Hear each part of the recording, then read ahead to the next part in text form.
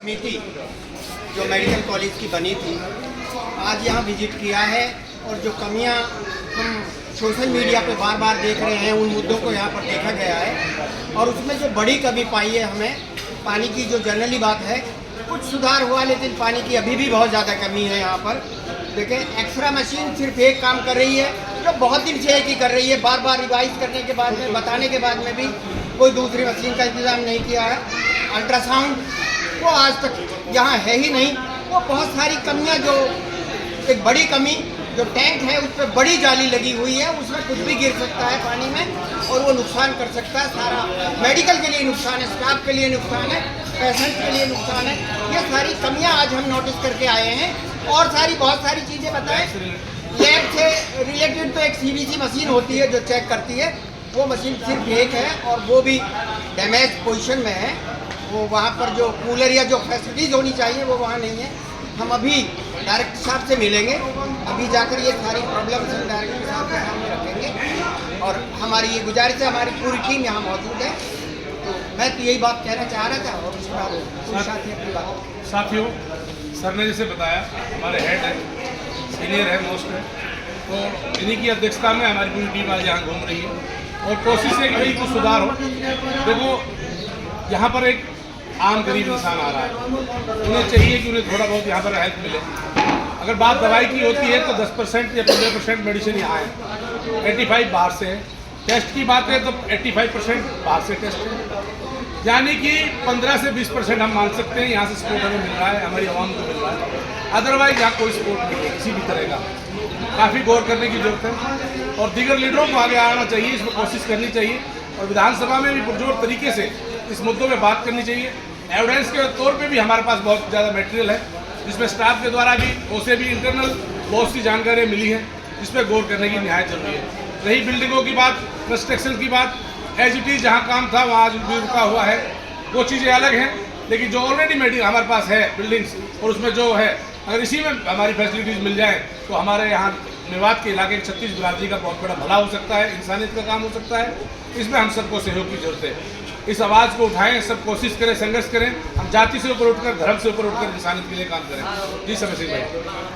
साथियों, शहीद Hasan Khan Mewati medical college ये मेवात के लिए, मेवातियों के लिए स्वास्थ्य की दृष्टि से रीढ़ की हड्डी माना गया था जब ये बनवाया गया यहाँ। और इसको यहाँ बनवाने के लिए भी हमारे बड़ों ने, मेवातियों ने 44 दिन से ज़्यादा धरना प्रदर्शन किया, तब जाकर इसकी नींव यहाँ रखी गई। और मेडिकल कॉलेज है यानी हॉस्पिटल है, तो हॉस्पिटल में जो सबसे ज़्यादा ज़रूरी चीज़ है वो होती है डॉक्टर। और यहाँ हमने मालूम किया कि यहाँ जो वैकेंसी है डॉक्टर्स की वो 92 है, यानी JR जो जूनियर रेजिडेंस डॉक्टर होते हैं वो 92 होने चाहिए, मगर यहाँ 30 भर्ती किए गए। उनमें से कुछ डॉक्टर कुछ समय बाद ही छोड़कर चले गए, कुछ ड्यूटी पर नहीं आ रहे, यानी लगभग 15-16 डॉक्टर्स के ऊपर ये 500 बेड से ज़्यादा का मेडिकल कॉलेज निर्भर है।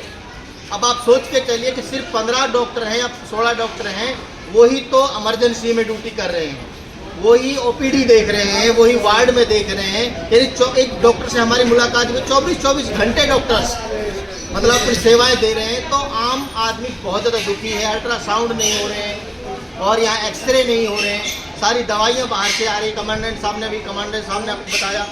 हम लगभग वार्ड में घूम कर आए हैं, तो हम सरकारों से अनुरोध करते हैं कि इतनी बड़े संस्थान को अगर आपने यहाँ दिया है, खुलवाया है, तो इसमें सुविधाएं भी दें। लोगों के लिए पानी भी चाहिए यहाँ पीने के लिए, यहाँ व्यवस्था जो होनी चाहिए वो व्यवस्था नहीं है।